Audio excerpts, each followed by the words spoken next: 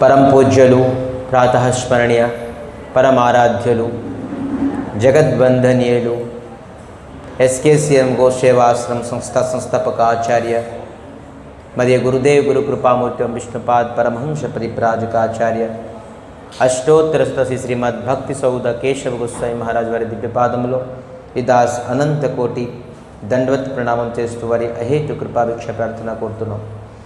తదుపరి పరం గురుదేవ్ నిత్యలాభ విష్ణుపాద్ పరమహంస పరివ్రాజకాచార్య అష్టోత్తర శ్రీమద్ జగద్గురు భక్తి వైభవ పురి గోస్వామి మహారాజ్ వారి దివ్యపాదములో విదాస్ అనంత కోటి దండత్ ప్రణామం చేస్తూ వారి అహేతు కృపాభిక్ష ప్రార్థన కోరుతున్నాం. రూపాను గురువర్గులు ఆచార్య తాలూకు దివ్యపాదంలో విదాస్ భూరి భూరి సాష్టంగ అనంత కోటి దండత్ ప్రణామం చేస్తూ వారి అహేతు కృపాభిక్ష ప్రార్థన కోరుతున్నాం.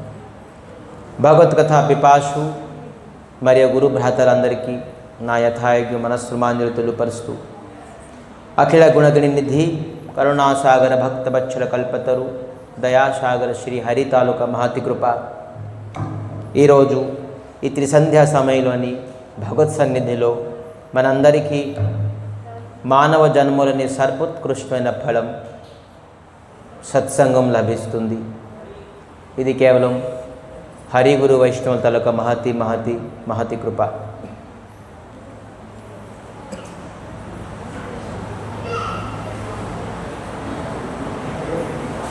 ఇరవై 24వ తారీఖు నుంచి మనం శ్రీకృష్ణ తాలూకా బాల్యలీలని తెలుసుకుందాం. భగవంతుడి యొక్క ప్రాకట్య లీల, బాల్యలీలలు, అద్భుతమైన లీలలు. దానికి తెలుసుకునే ముందు చైతన్య మహాప్రభు తాలూకా లీలని నిన్న ప్రారంభించాం. ఒక 2-3 రోజులు ఉన్నది కాబట్టి మహాప్రభు చైతన్య మహాప్రభు ఎవరు? అద్భుతమైన ఒక స్వామివారి అవతారం, ప్రచ్ఛన్న అవతారం అంటారు భగవంతుడిది. ప్రచ్ఛన్న అవతారం అంటే ఏంటి? సీక్రెట్. ప్రచ్ఛన్న అంటే సీక్రెట్. భగవంతుడితో 24 అవతారాలు అయి ఉన్నాయి. శ్రీ హరి తాలూకా అవతారాలు 24 అవతారాలు భాగవతంలో రాసున్నాయి. కానీ చైతన్య మహాప్రభు ప్రచ్ఛన్న అవతారం. ఇది అందరూ తెలుసుకోలేరు. తనకి భాగ్యంలోని అదృష్టం ఉంటే కానీ మహాప్రభు తాలూకా లీలాల్ని, మహాప్రభు తాలూకా కథని ఎవరు వినలేరు, తెలుసుకోలేరు. సో చైతన్య మహాప్రభు ఎవరు? రాధాకృష్ణ తాలూకా మిళిత తను అంటే ఇద్దరు ఒకటి.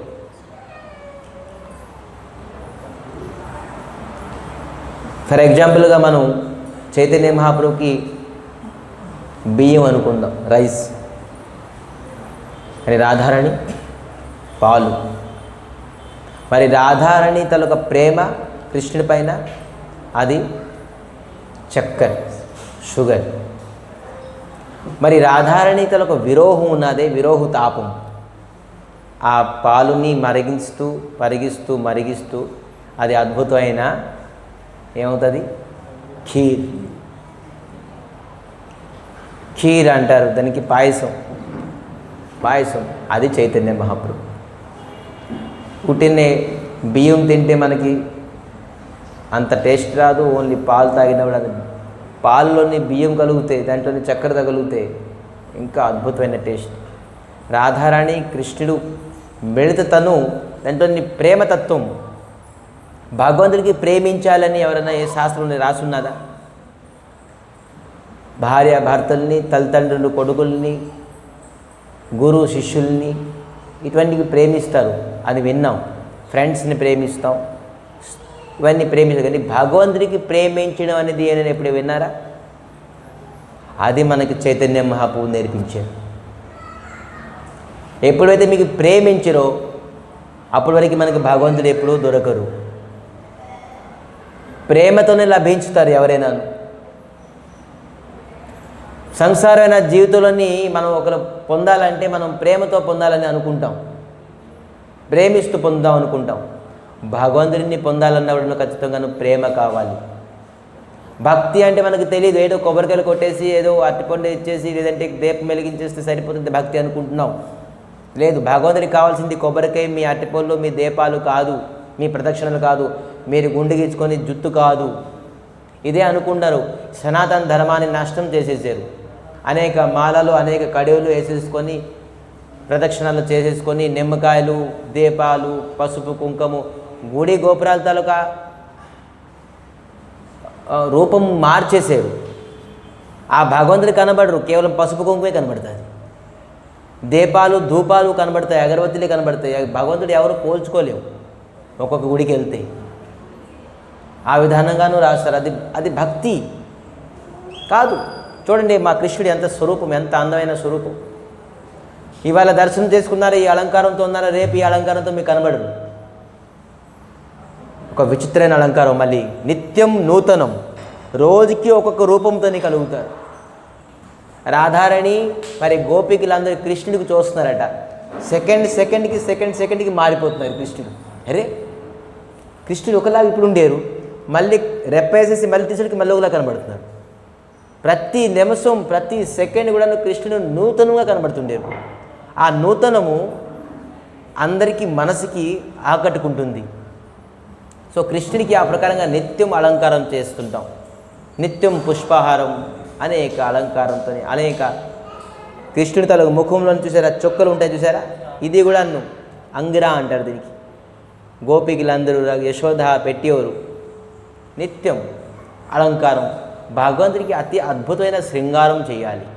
మనం బయటకు వస్తే అంత చక్కగా శృంగారం అవుతాం. మంచి డ్రెస్ వేసుకొని మంచి దువ్వుకొని, ఇంకా ఎక్కడికి వివాహంకి వెళ్ళామనుకుంటే ఆ వివాహం చేసుకున్న అంత శృంగారం అవరు. వివాహంకి వెళ్ళిన వాళ్ళకి అంత శృంగారం, అంత బంగారం, అంత పట్టుచోరులు.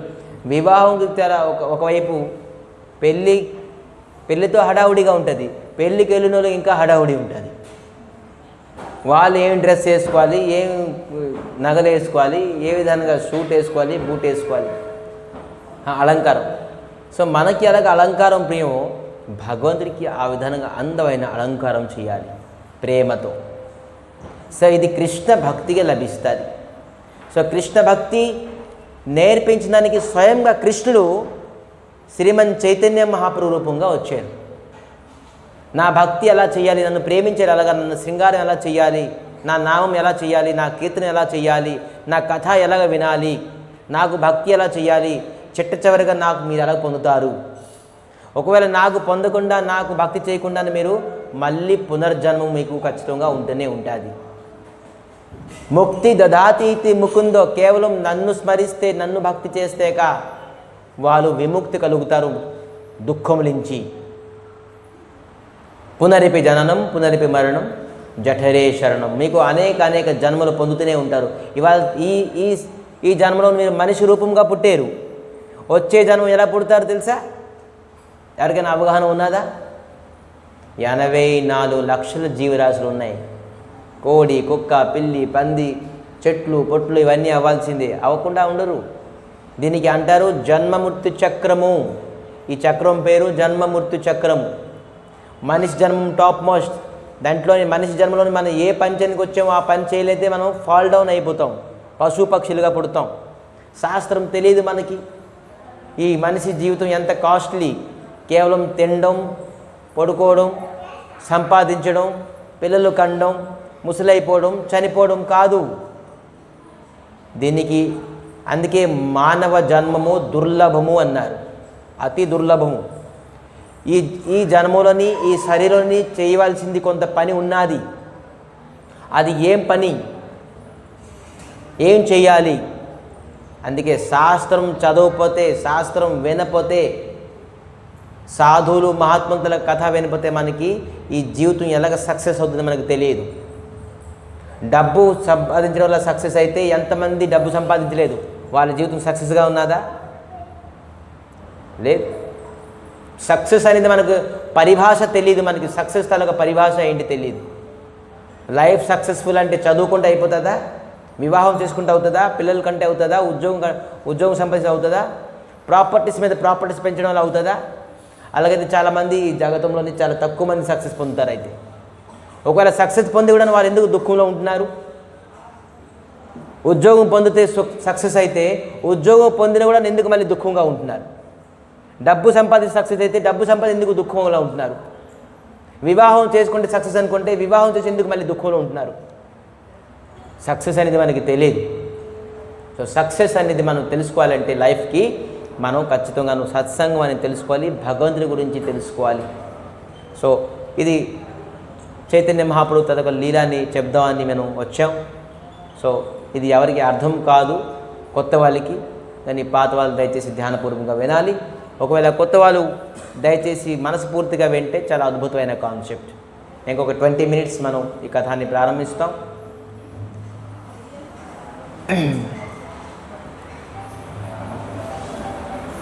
చైతన్య మహాప్రభు మనకి ఈ విధానంగాను అతి అద్భుతమైన టేస్ట్ని ఇవ్వడానికి, కృష్ణ ప్రేమని ఇవ్వడానికి మనకి చైతన్య మహాప్రభూపంగాను వచ్చారు. బ్రహ్మాండే బ్రహ్మితే कोनो भाग्यवान जीव गुरु कृष्ण కృపాపై భక్తిలతా బీజ్. కృప అనే శబ్దం వచ్చింది చూసారా? ఎవరు కృప? గురు కృష్ణ ప్రసాదపై భక్తిలతా బీజ్. బ్రహ్మాండుల్ని ఇటువంటి ఒక జీవుడు ధన్యుడు ఎవరైతే గురు మరి కృష్ణుని తలక అనుగ్రహం పొందుతారు, గురు గోవిందుడి తలక అనుగ్రహం పొందుతారు. ఎప్పుడైతే గురు కృష్ణుని తలక అనుగ్రహం పొందారో అటువంటి వ్యక్తి భక్తి తలక బీజము అతను హృదయంలోని నాటగలరు. ఏం బీజం? భక్తి బీజం. చెప్తారు మహాప్రభు, माली हया कोरे सेही जीव आरोपण श्रवण कीर्तन जड़े कर हे संचयन. చెప్తున్నారు మాలి హోయా కోరే. మాలి అంటే ఏంటి తెలుసా? తోటమాలి అంటే ఎవరు? గార్డెనర్. మనం గార్డెనర్ అవ్వాలి. దేనికి? ఆ బీజం అయినందుకు. ఎక్కడేస్తాం? హృదయం. ఆ బీజం ఎక్కడ వేయాలి? హృదయంలో వేయాలి.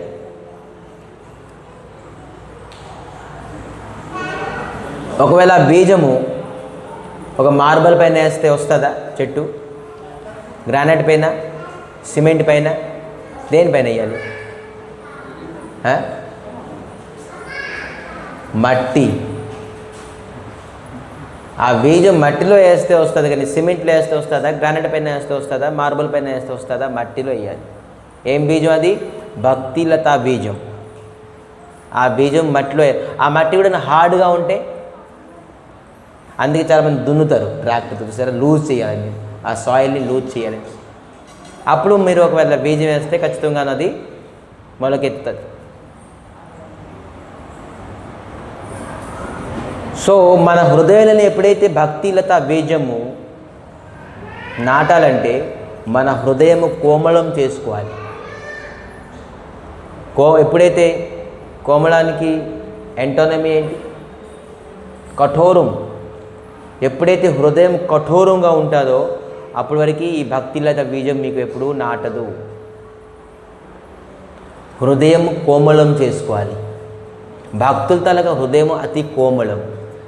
అప్పుడు ఒకవేళ గురుకృష్ణ ప్రసాదాన్ని మనం లభించి ఈ బీజం మనం నాటుకున్నదంటే ఖచ్చితంగాను భక్తి వృక్షము పెరుగుతుంది. Leave it no.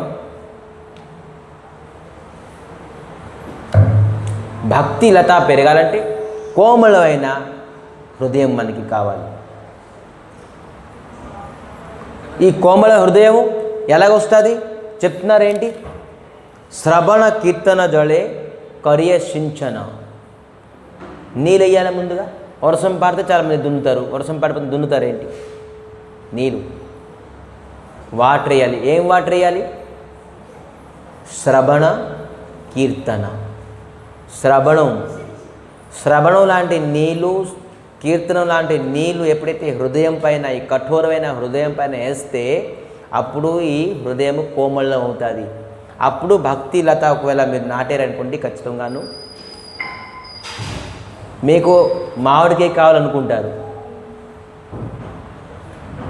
మీకు ఒక వ్యక్తి టెంకాయ ఇస్తారు, తినండి మామిడికాయ అంటే ఎలా తింటారు?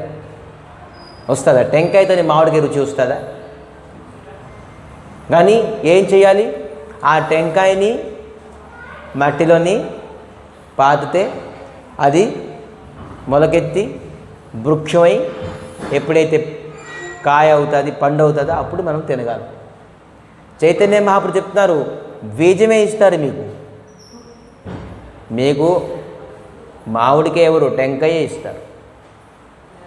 మనం చేయాల్సింది ఆ ప్రేమని పొందాలంటే, మామిడికాయ టేస్ట్ అనేది ప్రేమ, భగవంతుడి ప్రేమని పొందాలంటే మనం కృషి చేయాలి. ఆ వృక్షాన్ని మనం నాటాలి, దానికి కేర్ తీసుకోవాలి. జల స్వచ్ఛన అంటే ఏంటి?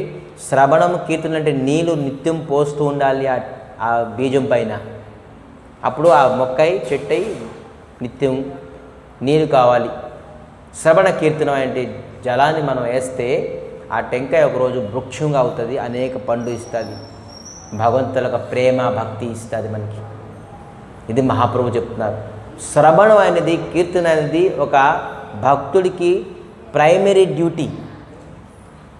ఏ చెట్టుకి, ఏ బీజానికి నీళ్ళు అయిపోతే అది ఎండిపోయి నష్టమైపోతుంది. ఒకవేళ మీకు గురు కృష్ణ అనుగ్రహం లభించింది కానీ మీరు శ్రవణ కీర్తనం చేయలేదనుకోండి, అంటే శ్రవణ కీర్తనం దేంతో కంపేర్ చేశారు? ఒకవేళ చేయకపోతే నాటదు. నాకు కృష్ణుని అనుగ్రహం ఉన్నది. చాలామంది అంటారు నాకు కృష్ణుని అనుగ్రహం ఉన్నది, నాకు గురుగారు అనుగ్రహం ఉన్నది కరెక్టే. అదేంటి? బీజంతో సమానం, అది టెంకాయతో సమానం. దానికి ఎప్పుడైతే నిత్యం మీరు శ్రవణ కీర్తన లాంటి నీరు వేస్తారో అప్పుడు అది మొలకెత్తి వృక్షం అవుతుంది. అప్పుడు మీరు మామిడికాయలు కృష్ణ ప్రేమ, కృష్ణ భక్తిని మీరు ఆస్వాదించగలరు. లేదంటే బీజం కింద ఉండిపోతుంది, నష్టమైపోతుంది.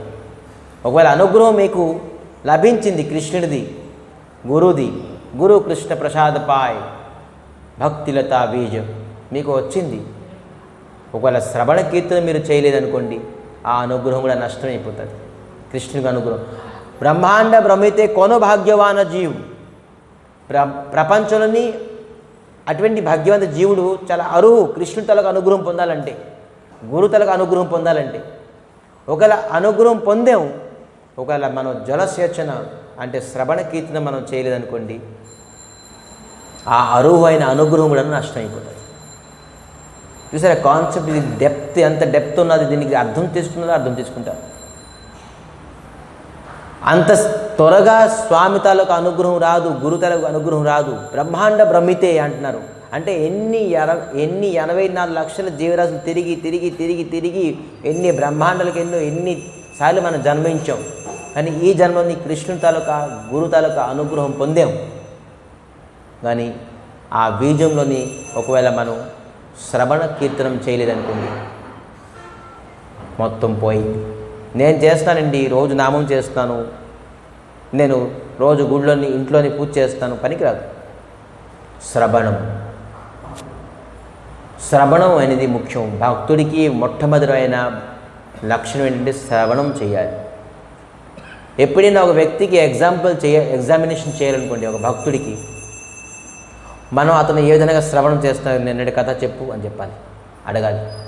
నిన్నటి కథ చెప్పమంటే అతను ఎంతవరకు చెప్పగలరో దాన్ని బట్టి దాని తనకు శ్రవణం తాలూకా భక్తి ఎంత ఉన్నా తెలుస్తుంది. శ్రవణం తాలూకా భక్తి ఖచ్చితం కాదు. ఒకవేళ శ్రవణ భక్తి అతనికి స్టాండర్డ్ అయిపోయింది అనుకోండి, మిగతా 8 భక్తులు ఆడు స్టాండర్డ్ అయిపోతాడు. ఒకవేళ శ్రవణ భక్తి రాలేదనుకోండి, మీరు ఏ భక్తి చేసినా అర్చనం, బంధనం, దాస్యం, సఖ్యం, ఆత్మనివేదన వరకు వెళ్ళినా కూడాను అది నిలకడగా ఉండదు. ఎలాగుంటుంది? నీళ్ళపైన నూనె చొక్కలాగా. నీళ్ళపైన ఒక నూనె చొక్క వేస్తే ఎలాగవుతుంది? స్థిరంగా ఉండదు. అలాగా మన భక్తి స్థిరంగా ఉండదు, ఒక దగ్గరే ఉండదు. ఎప్పుడు ఇక్కడ, ఎప్పుడు అక్కడ, ఎప్పుడు ఇక్కడ, అలాగా తిరుగుతూనే ఉంటారు. సో అందుకే నిలకడగా ఉండాలంటే శ్రవణంలో మనం కాన్సన్ట్రేషన్ అవ్వాలి. సో శ్రవణంతో చెప్తూ నిన్న కృప గురించి మాట్లాడుకున్నాం. కృప అంటే ఏంటి? అనుగ్రహం. అనుకూలమైన కృప, ప్రతికూలమైన కృప, 2 రకాల కృప ఉన్నది. ఎవరికి ఏం కృప కావాలి చెప్పండి? అనుకూలం కృప కావాలా, ప్రతికూలం కృప కావాలా? డిసైడ్ చేద్దాం ఈ క్లాస్ అయిన తర్వాత. అసలు అనుకూలం కృప కావాలా, ప్రతికూలం కృప కావాలా? చైతన్య మహాప్రభు తాలూకా పరికరంలోని భక్తుల్లోని శివానంద్ సేన్ అని ఒక భక్తులు ఉండేవారు. ధ్యానంగా వినండి, మంచి లీల, చైతన్య మహాప్రభు అద్భుతమైన లీల. ఎవరు? శివానంద్ సేన్. ఇతను నవదీప్ ధామ్లోనే ఉండేవారు. ఇతను సంవత్సరం అంతా చక్కగాను పాడి పంట పండించుతూ వ్యాపారం చేస్తూ అనేక ధనాన్ని సంపాదిస్తారు. సంపాదించి ఆ సంపాదించిన డబ్బు అంతాను ఆ నవదీప్ ధామ్లోని భక్తులందరినీ పూరి తీసుకెళ్తారు. ఎక్కడికి? పూరి. నవదీప్ ధామ్ నుంచి పూరి తీసుకెళ్తారు. వాళ్ళ దగ్గర నుంచి రూపాయి తీసుకోరు. వయోజ్యేష్ఠులు అంటే వృద్ధాలు, భక్తులు, శ్రేష్టమైన భక్తులు, ఇటువంటి అందరికీ కలెక్ట్ చేసుకొని పదండి మనం పూరి దర్శనం చేద్దాం. పూరిలో చైతన్య మహాప్రభు ఉన్నారు, జగన్నాథ స్వామి ఉన్నారు, అక్కడికి వెళ్ళి చైతన్య మహాప్రభుకి జగన్నాథ స్వామికి దర్శనం చేసుకుందాం అని అందరినీ తీసుకెళ్ళారు. అంటే ఇప్పుడు మనం చెప్పాలంటే యాత్ర, టూర్ అంటారు చూసారా, యాత్ర గురించి తీసుకెళ్తుండేది. ఈ యాత్ర వెళ్ళడం కూడా ఒక పెద్ద సాధన తెలుసా. యాత్ర అనేది ఒక సాధన, తరొక మాత్ర. చూడండి, చాలామంది యాత్రకు వెళ్తారు, నాకు రూములు దొరకలేదండి, నాకు కరెక్ట్గా ప్రసాదం ఇవ్వలేదండి, మంచి రూమ్ ఇవ్వలేదండి, మంచి ప్రసాదం ఇవ్వలేదండి, టైంకి ఇవ్వలేదండి. చాలామంది ఈ విధానంగా డిస్టర్బెన్స్ చేస్తుంటారు. వాళ్ళు అసలు యాత్ర తలక మహత్వం తెలుసుకోలేరు. అన్ని కంఫర్ట్నెస్ కావాలంటే మీరు ఎందుకు యాత్రలో వచ్చారు? ఇంట్లో ఉండొచ్చు కదా, ఇంట్లోని కంఫర్ట్నెస్ చేసుకోవచ్చు కదా. యాత్ర అనేది ఏంటి? సాధన చేయడానికి వెళ్ళాం, అన్నిటికీ అడ్జస్ట్మెంట్ చేసుకోవడానికే వెళ్ళాం లైఫ్లోని. కానీ అక్కడ ఉన్న కంఫర్ట్నెస్ కావాలి యాత్రలో కూడాను. కరెక్ట్ టైంకి ఫుడ్ వచ్చేయాలండి, కరెక్ట్ టైంకి మంచి రూమ్ ఉండాలండి, ఫ్యాన్లు ఉండాలండి, ఏసీ ఉండాలండి, కూలర్లు ఉండాలండి, అక్కడ కూడా ఫెసిలిటీస్, అక్కడ కూడా కంఫర్ట్నెస్సే. యాత్ర మనకి 5 రకాల భక్తిలోని ధామ్ సేవ, ధామ దర్శనం అనేది ఒక భక్తి. ధామానికి వెళ్ళావంటే మనం సరళం అయిపోవాలి. ఈ విధానంగా నువ్వు భక్తులు 1000 మందిని భక్తులు తీసుకెళ్తుంటారు. ఒకరు కాదు, ఇద్దరు కాదు, 8 మందిని, 1000 మందిని. మళ్ళీ మను శిక్షలోని మను చెప్తున్నారు, ఒకవేళ మీరు యాత్రులు భక్తుల్ని తీసుకెళ్ళారనుకోండి, మీకు 5 రకాలైన లాభం ఉంటుందట. ఏంటి? ఒకటి ఆయుష వర్ధనం, మీ ఆయుష్ పెరుగుతుందట. వయోజ్యేష్ఠ వ్యక్తులకి లేదంటే భక్తులకి చాలా భక్తి అంటే బృందావనం దర్శనం చేసుకుంటామని కతూహలం ఉంటుంది కదా, అటువంటి వాళ్ళని తీసుకుని వెళ్ళి యాత్రకి మీ ఆయుష్ వృద్ధి అవుతుందట. ఇది మను చెప్తున్నారు. ఎక్కడ? మను సంహితలో ఉన్నది. సో ఇంకా రెండోది ఏంటి? వాళ్ళు ఆయుష్తో పాటు యశ అంటే తెలుసా? యశ అంటే ఏంటి? కీర్తి. వాళ్ళ కీర్తి పెరుగుతుంది, సమాజంలో వాళ్ళ కీర్తి పెరుగుతుంది. ఎవరైతే ఇటువంటి వయోజ్యేష్ఠుల్ని భక్తుల్ని యాత్రకు తీసుకెళ్తారో మరి వాళ్ళు యశ పొందుతారు, జ్ఞానం కూడా పెరుగుతుంది. ఆ ధామం గురించి వాళ్ళు తెలుసుకుంటారు, చెప్తారు, ఒకరికి నలుగురికి చెప్తారు ఆ లీలతలకు ఇది. సో వాళ్ళకి కూడా జ్ఞానం పెరుగుతుంది. ఎవరైతే తీసుకెళ్తారో వాళ్ళకి జ్ఞానం పెరుగుతుంది, ఎవరైతే వెళ్తారో వాళ్ళు కూడా జ్ఞానం పెరుగుతుంది.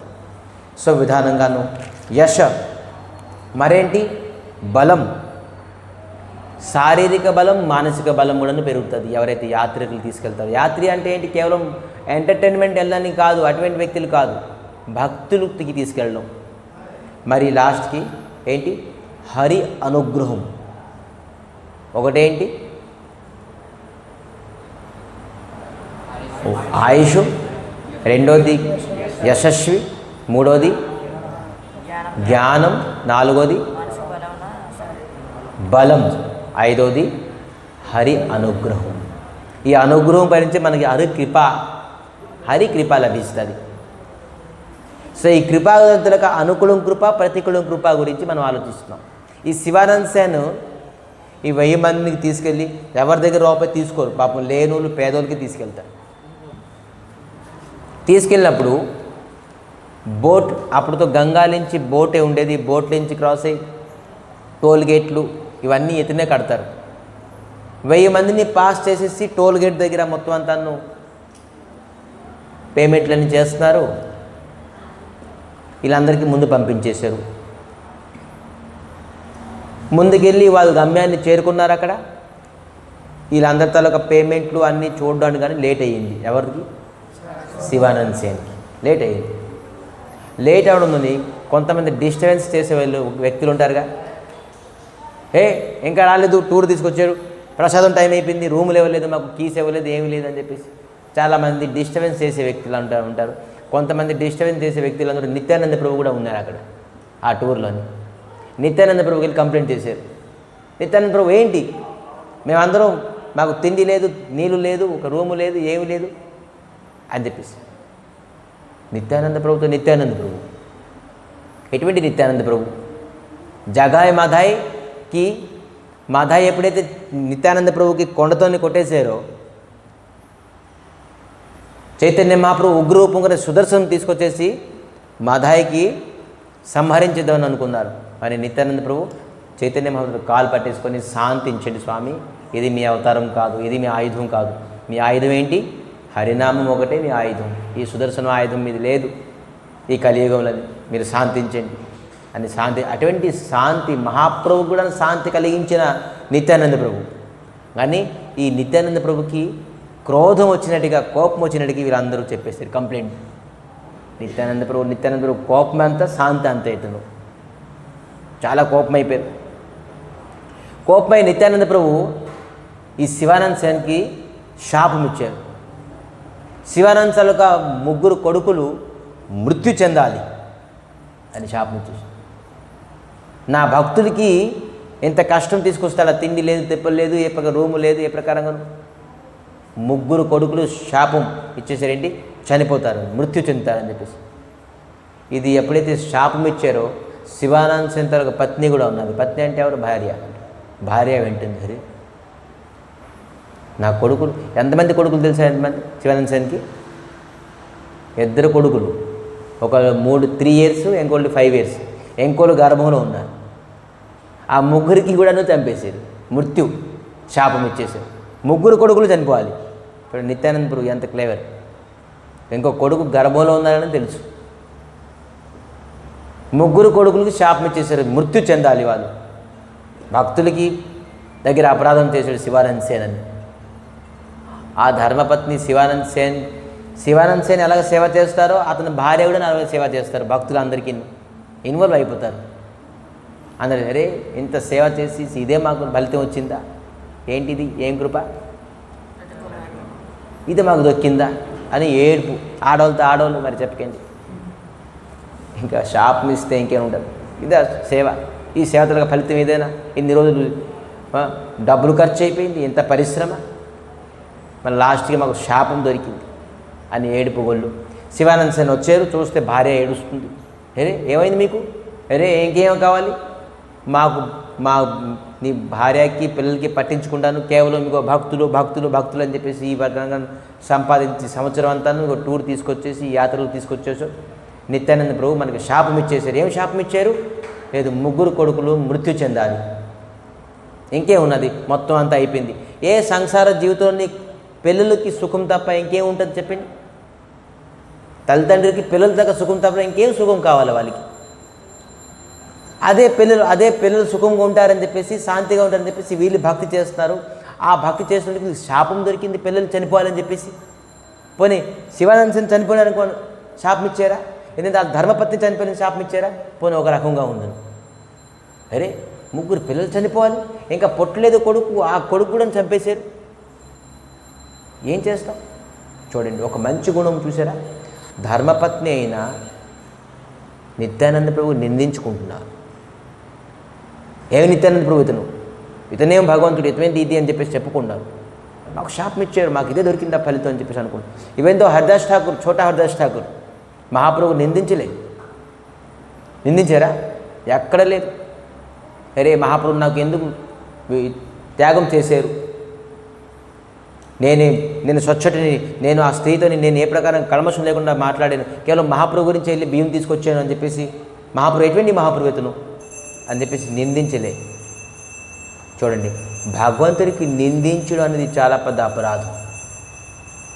మనకి కొద్దే కష్టం వస్తే చూడండి, భగవంతుడు నాకు ఎలా చేశారు, భగవంతుడు నాకు అలా చేశారు, ఇదేం భగవంతుడు, నేను నిత్యం నిరంతరంగా దీపాలు పెడతాను, గుడికి గోపురాలకు వస్తాను, భగవంతుడు తలకు నాకు అనుగ్రహం లేదు, భగవంతుల కృప లేదు, ఇదేం ధర్మం న్యాయం చేశారు నాకు భగవంతుడు అని చెప్పేసి చాలామంది విమర్శించేస్తారు భగవంతుడి. కానీ శివానంద సేన్ యొక్క పత్ని నిత్యానంద ప్రభుకి ఏ ప్రకారంగా విమర్శించలేదు, ఏడుస్తున్నారు. నా భాగ్యం. శివానంద సేన్ అది విని బాధపడు, అరే నిత్యానంద ప్రభు క్రోధమైందా నా వల్ల, వెళ్ళి నేను శాంతిపరుస్తాను అని. వద్దు వాళ్ళ పత్ని అంటారు, మీరు ఇప్పుడు వెళ్ళకండి, అతను ఉగ్రరూపంగా ఉన్నారు, ఇప్పుడుతో శాపం ఇచ్చారు, మీకు చూసి ఇంకేం శాపం ఇచ్చేస్తారు మీకు, ఇప్పుడు వెళ్ళకండి. లేదు చూడండి, భక్తులు ఎప్పుడు భయపడరు, శాపానికి ఏంటి, వరానికి ఏంటి, దేనికి భయపడరు. యోవే శ్రియమాణాయం కృష్ణ పరమ పురుషే భక్తి ఉత్పన్నం పుంక్ష శోకో మోహ భయో ఆపహ. వాళ్ళకి శోకం ఉండదు, మోహం ఉండదు, భయం ఉండదు. ఎప్పుడు యోవే శ్రియమాణాయం కృష్ణ పరమ పురుషే. కృష్ణుని గురించి ఎవరైతే వింటారో, భాగవతం ఎవరైతే వింటారో, శ్రియమాణాయం ఎవరు వింటారో వాళ్ళకి ఈ కథ ఎవరు విన్నలకి శోకం ఎప్పుడు ఉండదు. శోకం అంటే దుఃఖం. ఎప్పుడు దేని గురించి మోహం పడరు, మరి దేని గురించి భయం కూడా పడరు. నమ్రత, భక్తులకి దగ్గర నమ్రత ఉంటుంది, దైనత ఉంటుంది, సరళత ఉంటుంది, కానీ భయం ఉండదు వాళ్ళకి. భయం లేదు. ఎందుకంటే కృష్ణ పరమ పురుషో భక్తి ఉత్పన్నం పుంక్ష. వాళ్ళకి భక్తి ఉంటుంది కాబట్టి. ఎందుకు? ఎవరైతే కథ వింటారో. కథ వినకుండా నేను భక్తి చేస్తాను అనుకున్న వ్యక్తికి అది కేవలం కైతవ భక్తి. భక్తి పేరు మీద ఒక చీటింగ్. కథ పైన రుచి లేదు, కథ వాళ్ళపైన అతను సమయం అవ్వకుంటున్నారు, కథ వినుకున్నారు, కథ చెప్తే ఏదో అని చెప్పేసి కాన్సన్ట్రేషన్ చేయకున్నారు. అటువంటి భక్తి తరొక చీటింగ్ భక్తి. ధర్మో సునిష్ఠిత పుంస విశ్వక్సేన కథాసుయో నో ఉత్పాదయ రతిరతి శ్రమయేవ హి కేవలం నో ఉత్పాదయత్ రతి. ఒకవేళ కథ పైనకి రతి అంటే ఏంటి? ఆసక్తి. రతి అంటే ఏంటి? ఆసక్తి. కథ పైన ఆ వాసుదేవుడి తన కథ పైన మనకి ఆసక్తి కలగలేదు అంటే కేవలం మనం భక్తి చేసింది కేవలం చూపించుకోవడానికి. ఈ బొట్టులు, ఈ గుడి గోపురాలు, ఈ కొబ్బరికాయలు ఇవన్నీ బాహ్య ఆడంబరము. ఆడంబరం అంటే తెలుసా? కేవలం అలంకారమే. బాహ్య అంటే చూపించుకోవడమే భక్తి. ఈరోజు చాలామంది వచ్చేసి చూసారా, శ్రావణ శుక్రవారం అని చెప్పేసి లక్ష్మి కావాలి, డబ్బు కావాలని చెప్పేసి బొట్లు పెట్టుకొని, లేకపోతే ఏదో పసుపు రాసుకొని, కుంకుమ పట్టుకొని, దీపాలు పెట్టుకొని ఇది వచ్చేసారు. కానీ కథ చెప్తే ఇవన్నీ ఎప్పుడు స్వామి అలాగే చెప్తారు, ఇది మానేయండి, అది మానేయండి, ఇలా చేయండి, అలా చేయండి చెప్పేసి. కథ పైన రుచి లేదు.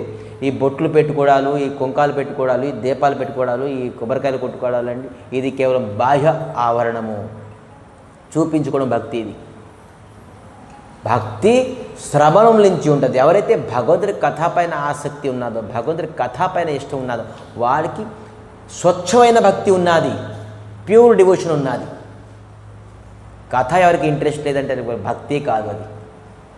సో ఇటువంటి కథ విన్నలకి భయం ఎప్పుడు ఉండదు. జీవితంలో ఎటువంటి ఆటంకమైనా, ఎటువంటి కష్టమైనా, ఎటువంటి నష్టమైనా ఎదుర్కొంటారు. ఆ శక్తి భగవంతుడు ఇస్తారు.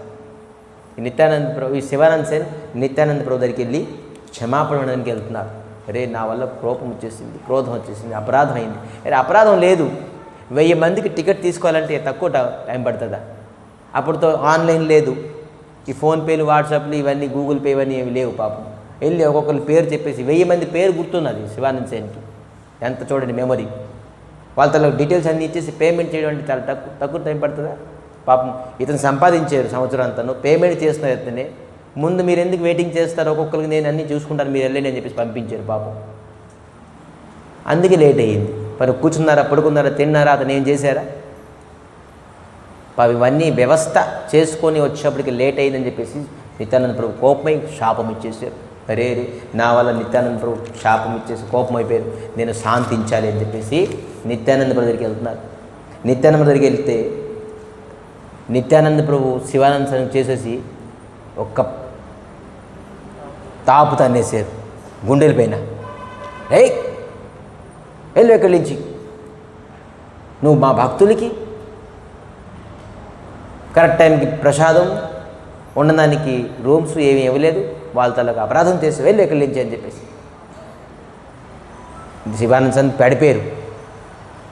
చూడండి, మనమైతే మనం ఏం చేద్దాం? అరే ఎంత చేసి నేను సంపాదించి టికెట్లు చేసేసి మీ అందరికి పంపిస్తే నాకు తాపుతంటారా, నాకు శాపం ఇస్తారా అని ఎంత పెద్ద ఆటంకం. కేసు పోలీస్ స్టేషన్కి వెళ్ళిపోదాం. మనం కొట్టుకోవడాలు తిట్టుకోవడాలు ఇంకా చేతులు లేపేద్దాం అని శివానంద సన్ ఏం చెప్తున్నారు శివానంద సన్, చరణే ధరి ప్రభుకే బసాయా గెలా బసాయి దియా ఆకృష్ట హయ కోహితో లాగిలా. కాలు పట్టుకున్నారు, వెళ్ళి నిత్యానంద ప్రభు వెళ్ళి కాలు పట్టుకున్నారు, కాలు పాముతున్నారు, పట్టుకొని చెప్తున్నారు ఏంటి? ఆజి మర భృత్య కరి అంగీకార కేలా జెన అపరాధ భృత్య తేన ఫల దియా. అద్భుతం. ఏంటి?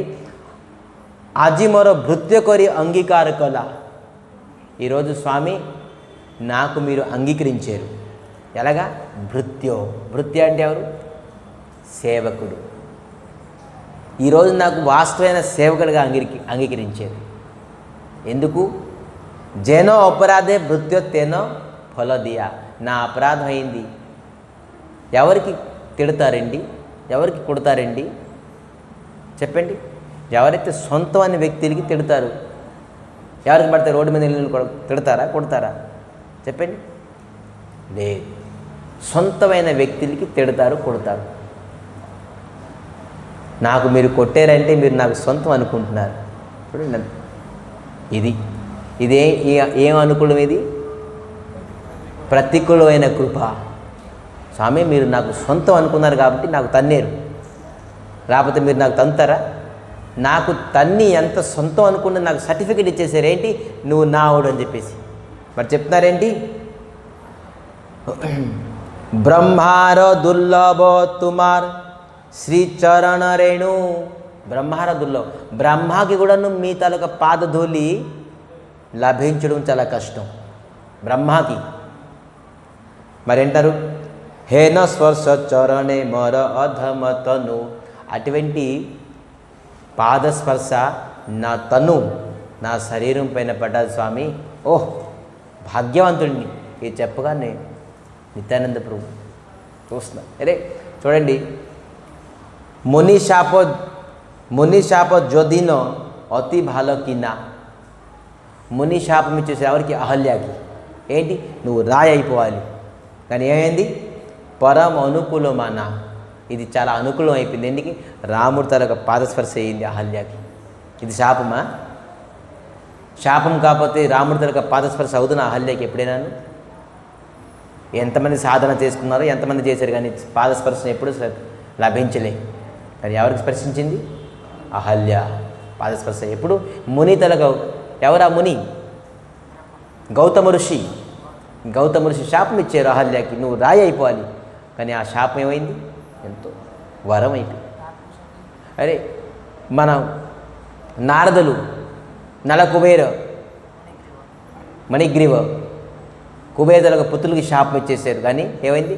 కృష్ణుని తలక బాల్యలీలను చూసేసి ఆ రోకలతోని ఇద్దరికీ కూడాను జమలార్జునని కృష్ణుని స్వరూపాన్ని చూసేసారు, దర్శనం చేసుకున్నారు. బాల స్వరూపం బాల్యలీలని దర్శించుకొని లాస్ట్కి స్వయంగా కృష్ణునికి దర్శించుకున్నారు. ఇది శాపమా? వరం. ఎటువంటి వరం? ఇవన్నీ ప్రతికూలమైన కృప. తన్నేరు ఎప్పుడైతే చెప్పారో బ్రహ్మకి కూడాను దుర్లభమైన మీ పాదధూళి నా శరీరం పైన పడ్డారు స్వామి. ఓహ్ నేను భాగ్యవంతుడు అనుకున్నారు. మీరు ఈరోజు నాకు మీ సేవకుడుగా అంగీకరించారని చెప్పేసి ఈరోజు నాకు తెలిసింది. నిత్యానంద ప్రభు ఇది విని చాలా ఆనందపడిపోయారు. అప్పుడే ఉగ్రమైన స్వరూపాన్ని శాంతి అయిపోయారు. ఎటువంటి శివానంద సెంటర్ మెంటాలిటీ అని చెప్పేసి ఎప్పుడైతే ఆజీమర సఫల హైలా మనుష్య జన్మ. ఈరోజు స్వామి నేను ఎన్ని జన్మలు మనిషిగా పుట్టానో ఎన్నిసార్లు నేను మనిషిగా పుట్టాను, కానీ ఈ మనిషి జన్మ నాకు సఫలం అయిపోయింది. చూడండి ఏ ప్రకారంగా థింకింగ్. ఆజిపాయిలు కృష్ణ భక్తి ధర్మ అర్థ మోక్షో. ఈరోజు నేను ధర్మాన్ని, అర్థాన్ని, మోక్షాన్ని పొందేను ఈ శరీరంతో. ఎన్నిసార్లు మనిషి జన్మ పుట్టేని తెలియదు, కానీ మీ పాదస్పర్శ ఎప్పుడైతే నా శరీరం పైన పొందానో ఈరోజు నా సఫలం అయిపోయింది స్వామి, నా శరీరం, నా మనిషి జన్మ సఫలం అయిపోయింది. ఇవన్నీ జనగానే నిత్యానంద ప్రభు కరిగిపోయారు. అప్పుడు ఏడుస్తూ ఏడుస్తూ వాళ్ళ పత్ని శివానంద చంద్ర పత్ని కూడా వచ్చారు. ఏమవుతుందో, ఏం శాపం ఇస్తున్నారో అని చెప్పేసి పాపం కంగారు ఉంటే ఇద్దరు పిల్లల్ని, పాపం 3 సంవత్సరాల పిల్లలు, 5 సంవత్సరాల పిల్లలు, ఇద్దరిని పట్టుకొని ఒక పిల్లడు గర్భంలో ఉన్నాడు. పాపం ఏడుస్తూ ఏడుస్తూ వస్తున్నారు. కానీ నిత్యానంద ప్రభు తన కాలు పావుకుంటూ శివానంద చెప్తున్నారు ఇవన్నీ. స్వామి నన్ను కృపా చేయండి, అనుగ్రహం చేయండి. ఇవన్నీ చెప్పడంతో నిత్యానంద ప్రభు అనుగ్రహం చేయరు. స్వామి వాళ్ళ పత్ని ఏడడం చూసేసి నిత్యానంద ప్రభు చెప్తున్నారు, ఎందుకు మీరు ఏడుస్తున్నారు, మీరు ఏడకండి. స్వామి 3 పిల్లల్ని శాపం ఇచ్చేసారు, చనిపోతారని చెప్పేసి. మీరు ఇది శాపం అనుకోకండి. మరేంటి, మీ 3 పిల్లల తలక మృత్యు, కర్మాన్ని మృత్యు చేసేసాను అంటున్నారు. ఏంటి, వాళ్ళు కర్మాన్ని మృత్యు చేసేసాను అంటున్నారు. కర్మాన్ని చంపేసాను అంటే చూడండి, ఈ 3 సంవత్సరాల పిల్లడు ఉన్నాడు, 5 సంవత్సరాల పిల్లడు ఉన్నాడు, వాళ్ళకి కర్మం ఇంకా లేదు, జన్మజన్మతుల కర్మం మృత్యు చేసేసారు. చూసారు అనుగ్రహం, పరీక్షించారు భగవంతుడు. చూశారు, కేవలం మనం కొద్దిగా ఏదో బిజినెస్ లాస్ అయిపోతే, ఉద్యోగం పోతే, లేదంటే ఇంకేదైతే అయిపోతే, మాల లేదు, జపం లేదు, కీర్తన లేదు, ఈ గుడి గోపురం లేదు, ఇవంతా అబద్ధమే.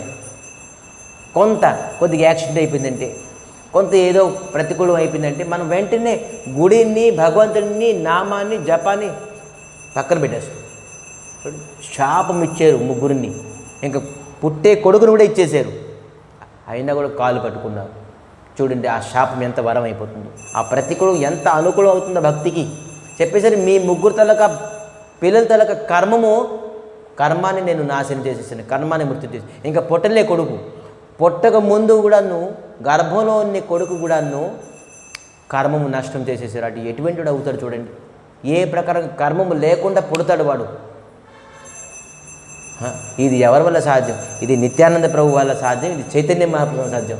ఇది కృష్ణుడు కూడా సాధ్యం కాదు, రాముడు కూడా సాధ్యం కాదు, ఎవరికి కూడా సాధ్యం కాదు. ఇవేందో పూర్ణ పురుషుడు భగవంతుడు కృష్ణుడు అయినా కూడా నిత్యానంద ప్రభు ఎంత అనుగ్రహం. నిత్యానంద చెప్తున్నారు, పుట్టక ముందే గర్భంలో ఉన్న వ్యక్తికి కూడా కర్మాన్ని నాశనం చేసేసారు నిత్యానంద ప్రభు. ఇటువంటి నిత్యానంద ప్రభు దయాలు ఉన్నారా? హెనో అవతారో హొయ్యాచేనో హొయ్యవేనో, ఇటువంటి అవతారం ఎప్పుడు ఉన్నారా? అవుతారా? నిత్యానంద ప్రభు చెప్పడంతో చాలా హ్యాపీ ఫీల్ అయిపోయారు.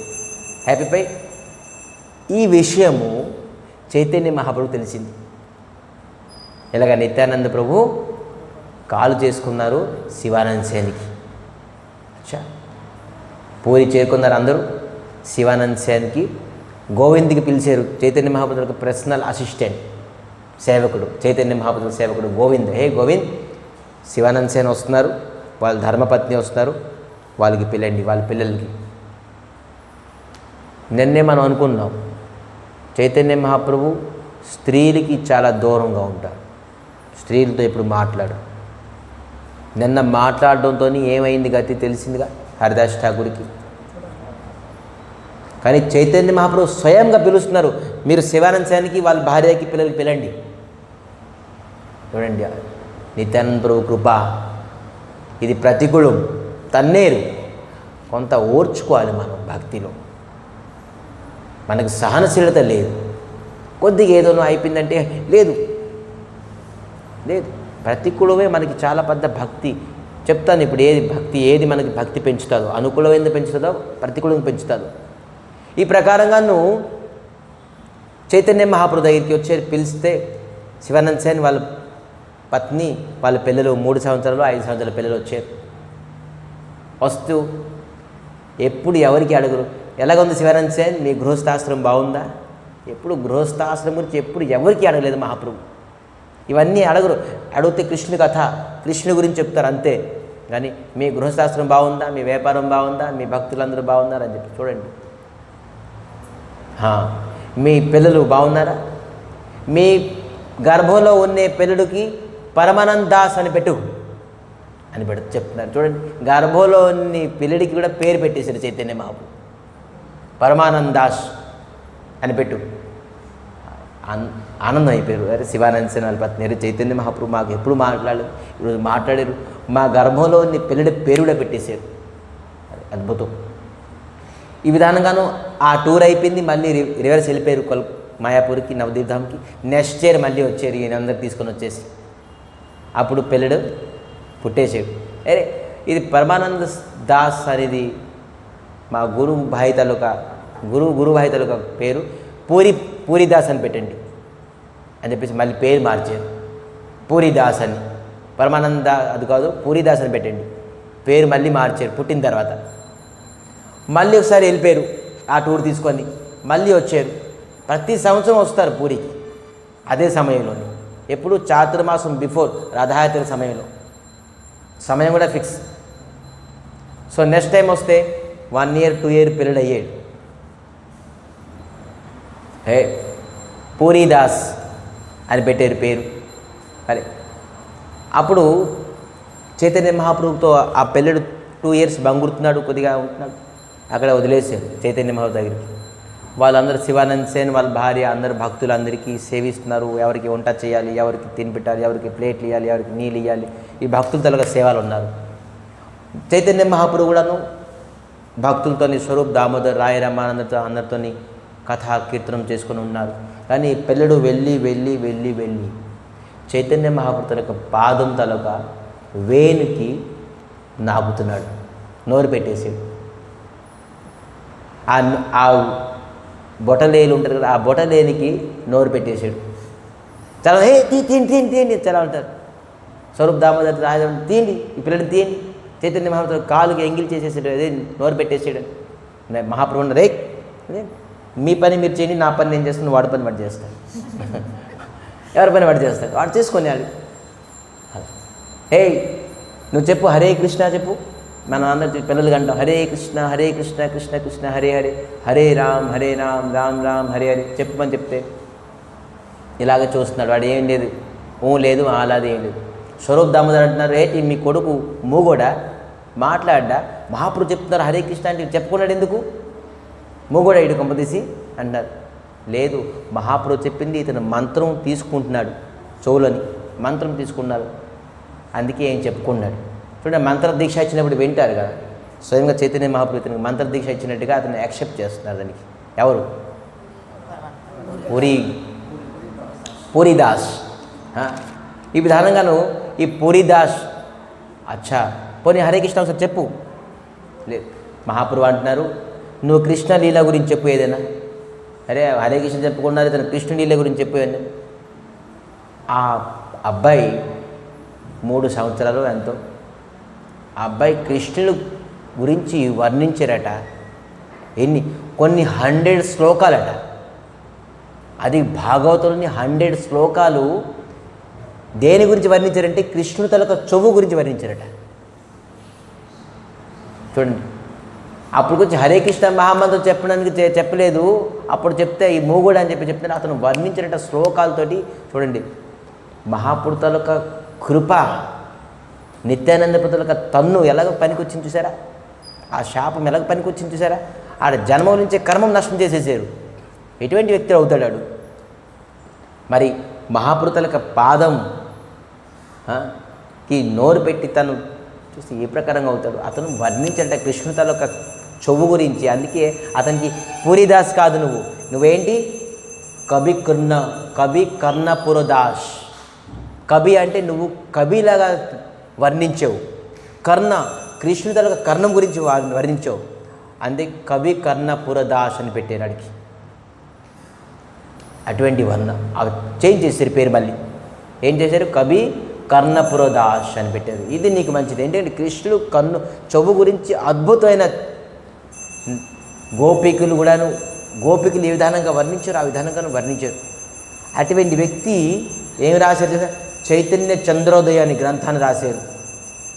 అతనే ఎవరు? కవి కర్ణపురదాస్. ఆనంద బృందావన చంపు అనే గ్రంథాన్ని రాశారు.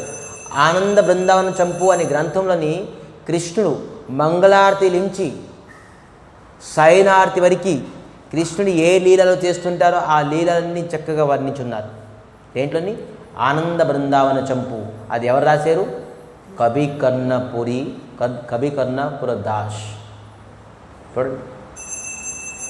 మరి రాధాకృష్ణ గణాధిస్ దీపిక ఈ గ్రంథాలు ఇవన్నీ పేర్లు రాస్తున్నారు. మరి అలంకార గణ కస్తుభ, మరి కృష్ణ చైతన్య సహస్రనామం, చైతన్య మహాప్రభులకు సహస్రనామం ఎత్తిని రాశారు. ఎవరు? కవికర్ణపుర దాస్. మరి గౌర గణదేశ దీపిక. గౌర గణదేశ దీపిక అంటే ఏంటి తెలుసా? రాధాకృష్ణ తాలూకా లీలలోని ఎవరెవరు చైతన్య మహాప్రభు రూపంలో వచ్చారు, చైతన్య మహాప్రభు లీలల్ని ఎవరెవరు వచ్చారు, స్వరూప్ దామోదర్ ఎవరు, రాయ రామానందర్ ఎవరు, కృష్ణదాస్ కవిరాజ్ గోస్వామి మహారాజులు, తన ఎవరు, నా తండ్రి ఎవరు, నా తల్లి ఎవరు, వీళ్ళందరూ రాధాకృష్ణ లీలల్ని ఎవరెవరు ఉండేరు. గౌర గణదేశ దీపిక. చైతన్య మహాప్రభు లీలల్ని ఎవరెవరో, కృష్ణుడి తరగతి లీలల్ని ఎవరెవరు ఉండేవారో, చైతన్య మహాప్రభు లీలల్ని ఎవరైతే వచ్చారో వాళ్ళు రాస్తున్నారు ఎవరు ఉండేవారు. చైతన్య మహాప్రభు లీలల్ని ఎవరైతే పరికరులు ఉండేరో వీళ్ళందరూ రాధాకృష్ణ తాలూకా పరికరులే. సో వీళ్ళందరూ మళ్ళీ ఏ విధానంగానే వచ్చారని చెప్పేసి మొత్తం రాశారు. ఇది శివానంద్ సేన్ తలక జీవిత చరిత్ర, వాళ్ళ పిల్లల తలక జీవిత చరిత్ర. ఎప్పుడైంది కృప? ఏం కృప ఇది? ప్రతీకులమైన కృప. ఎప్పుడైతే నిత్యానంద ప్రభు స్పర్శించారో, తన్నేరో, నిత్యానంద ప్రభు తన్నితర కూడా అతనికి క్రోధం రాలేదో, కోపం రాలేదో, ఇది అనుగ్రహం అని చెప్పేసి చెప్పారు. అప్పుడు చైతన్య మహాప్రభుల కృప వచ్చింది. చైతన్య మహాప్రభు కృప వాళ్ళు పిల్లలకి చూడండి కర్మం అనేది లేకుండా పోయింది. ఇటువంటి అనుగ్రహమైన స్వామి చైతన్య మహాప్రభు నిత్యానంద ప్రభు దొరుకుతారా మనకి? మనం అటువంటి సాంప్రదాయాలు వచ్చాం. కృష్ణుడి కృప, రాముడి తల కృప పొందడం అర్హు కష్టం. కానీ చైతన్య మహాప్రభు లీలలు అద్భుతమైన లీలలు. మీరు కర్మకాండం చేయాలంటే చేతిలో నీరు ఉండాలి, జ్ఞానకాండం చేయాలంటే కాళ్ళ దగ్గర నీరు ఉండాలి. ఎందుకంటే మీరు నిరంతరంగా జ్ఞానాన్ని సంపాదించి ఒక దగ్గర ఉండకూడదు, వెళ్ళాలి. కానీ భక్తి కాండం చేయాలంటే మీరు కంట్లో నీరు ఉండాలి. మీకు ఎప్పుడైతే ఏడుపు రాదో, దుఃఖము రాదో, కష్టము రాదో అప్పటి వరకు మీకు భక్తి లేదు. మన భక్తి చేస్తారు, డబ్బు ఐశ్వర్యంతో అనుకూలమైన కృప ఉండడం వల్ల వాళ్ళకి హృదయం రోజు రోజుకి కఠోరం అయిపోతుంది. మాన సన్మానం గురించి ఆలోచిస్తుంటారు. కానీ ప్రత్యేకమైన కృప వల్ల వాళ్ళకి దైనత, సరళత, మరి భగవంతులపైన రోజు రోజుకి అనుగ్రహం, కృప పెరుగుతూనే, భక్తి పెరుగుతూనే ఉంటుంది. సో ప్రతికూల వచ్చినప్పుడు మనం ఎప్పుడు కూడా చూడండి, ఈరోజు ప్రతికూల రావడం వల్ల మనం కొంత కృష్ణ భక్తి చేయగలుగుతున్నాం. అదే మనకి అనుకూలం ఉంటే మన పరిస్థితి, మన జీవితం, మనం ఈరోజు గుడిలో ఉండిపోతాం. ఈ ప్రకారం కథ మనం శ్రవణం చేయలేకపోతాం. ఈరోజు కొద్దిగా ప్రతికూలం ఉన్నదంటే వాళ్ళు ఎవరు కథకి రుచి కలిగించరు. మరి చైతన్య మహాప్రభు, నిత్యానందపురం లీలకి అస్సలు అర్థం చేసుకోలేరు. ప్రతికూలంలో ఎంత ఆనందం ఉంటుందో తెలుసా? ప్రతికూలంలో మనకు భగవంతుడి పైన ఎంత నమ్మకం ఉంటుందో తెలుసా? ప్రతికూలంలో మనం ఎంత ఏడుస్తామో తెలుసా? ఆ ఏడుపు, అరే జగత్తులోని వీళ్ళ గురించి వాళ్ళ గురించి అనేక కళ్ళు నుంచి నీళ్ళు తీసాం, ఈ విధానంగా కళ్ళు నుంచి నీళ్ళు తీస్తున్నాం, ఈ జగతం గురించి వీళ్ళు దేనికి పనికిరారు. అరే కృష్ణుని గురించి ఒక డ్రాప్ ఆఫ్ వాటర్, ఒక్క చొక్క నీళ్ళు మీరు మీ కళ్ళని తీయండి, మీ జీవితం సార్థకత అయిపోతుంది. కృష్ణుని గురించి, అరే కృష్ణుని దాకా అనుగ్రహం పొందలేదే, నేను నామం చేయలేకపోతున్నానే, కథ వినలేకపోతున్నానే, సేవించలేకపోతున్నానే, నాకు ఆ భక్తి లేదే, నాలోని బోల్డ్, నా ఇంద్రియాలు నా మాట వినుకుంటుంది, నా మనసు, నా బుద్ధి వినుకుంటుంది, నేను కృష్ణునికి ఎలాగ పొందుతాను? ఒక్కసారి మీరు కళ్ళించి నీళ్ళు తీయండి,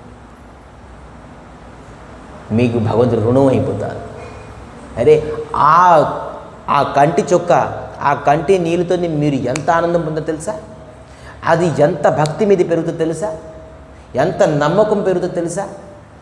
ఎంత హృదయం మలినం, హృదయం కూడా ఎంత క్లీన్ అయిపోతుందో తెలుసా? ఆ చొక్క, ఆ నీరు చొక్కతో అది రావడానికి ప్రయత్నించాలి. అది ఎప్పుడు వస్తుంది? ఎప్పుడైతే ప్రతికూలంలోనే వస్తుంది, అనుకూలంలో ఎప్పుడు రాదు. సో మనకి ప్రతికూలం కావాలా, అనుకూలం కావాలా? ఇప్పుడు డిసైడ్ చేసుకోండి. ప్రతికూలం కృప కావాలా, అనుకూలం కృప కావాలి? ఒకవేళ ప్రతికూలం కృప ఉంటే దాని గురించి మరి ఆలోచించకూడదు. మంచిదైంది భగవంతుడు, నాకు ఏ సంసారం ఏది ప్రతికూలమైన అద్భుతం, స్వామి నాకు అనుగ్రహం చేశారు. ప్రతికూలమే అనుగ్రహం, అది అద్భుతమైన అనుగ్రహం. ఎవరికి ప్రతికూలమైన అనుగ్రహం చేశారో భగవంతుడు అతనికి అద్భుతమైన కృప చేసేసారు. అతి దగ్గర వ్యక్తికే భగవంతుడు ప్రతికూలమైన అనుగ్రహం చేస్తారు. సో ప్రతికూలం దానికి మీరు భగవంతునికి విడిచిపెట్టకూడదు, నామాన్ని విడిచిపెట్టకూడదు, జపాన్ని విడిచిపెట్టకూడదు, కథాన్ని విడిచిపెట్టకూడదు. అవును ప్రతికూలం, అరే ఎంత అద్భుతం ప్రతికూలం. ఇవన్నీ ప్రతికూలం అయినా కూడా మనకు పర్లేదు, భగవంతుడు మనకి అనుగ్రహం ఉండాలి, భగవంతుడి దగ్గర ఉండాలి. సో ఇటువంటి ప్రతికూలమైన పరిస్థితిలోని మనం కృష్ణునికి నిందించడం, మహాప్రభువు నిందించడం, సాధువులకు నిందించడం, కృష్ణుని కథ, కృష్ణుని నామము ఏ పరిస్థితులను ఎప్పుడు కూడా మనం విడిచిపెట్టకూడదు. ఎంత ప్రతికూలమైన కూడా భగవంతుడిపైన నమ్మకం, విశ్వాసం ఉండాలి. ఎంత కష్టపడి తాపు తన్నేశారు, అయినా కూడా ఏమన్నా రే ఒక్క మాట కాలు పట్టుకున్నారు, స్వామి క్షమించండి, మీ క్రోధానికి నేనే కారణం.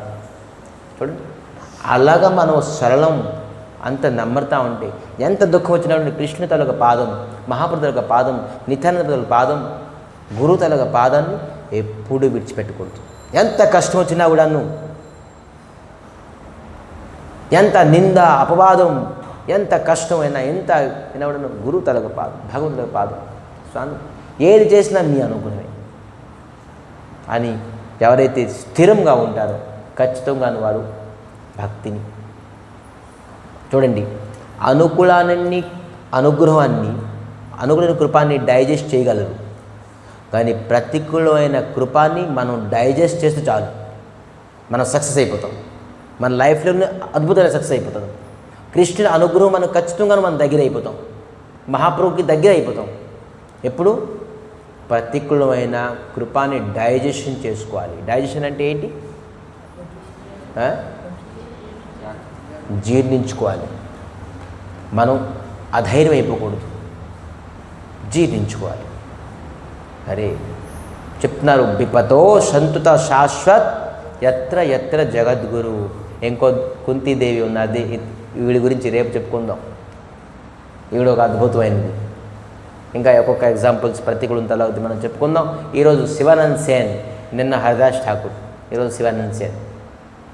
శివానంద్ సేన్ తనకు ప్రతికూలమైన అనుగ్రహం తన జీవితంలో ఎంత మార్పు వచ్చింది. ఎప్పుడు ఎవరితో మాట్లాడిన చైతన్య మహాప్రభు ఆ దంపతులతో మాట్లాడి వాళ్ళ పిల్లలకి ఎంత అనుగ్రహం చేశారు. సో విధానంగాను ఇక్కడ కథాన్ని విరామం చేస్తూ నిత్యం భగవంతుడు మనకి శ్రవణమైన భక్తి మనకి నిత్యం ఇవ్వాలి. శ్రవణం చేస్తూ కొంత అయినా మనం భగవంతుడి గురించి మనం తెలుసుకొని మనం భగవంతుడైన ప్రతికూలమైన ప్రతి అవస్థలను మనం భగవంతుడికి అనుగ్రహం అనుకొని మనం ముందుకు వెళ్ళాలి. ఈరోజు మనం కృష్ణ భక్తి వచ్చామంటే మనం ఖచ్చితంగా ప్రతికూలం అవ్వడం వల్ల మనం వచ్చాం. ప్రతికూలం లేకుండా మనం ఇప్పుడు కృష్ణ భక్తి రాలేము. సో ప్రతికూలమైన మనకి అద్భుతమైన అనుగ్రహం అనుకుని ఈరోజు కథాన్ని విరామం చేస్తూ బంఛాకల్పతరుభ్యశ్చ కృపా సింధుభ్యో పతితానం పావనేభ్యో వైష్ణవేభ్యో నమో నమో.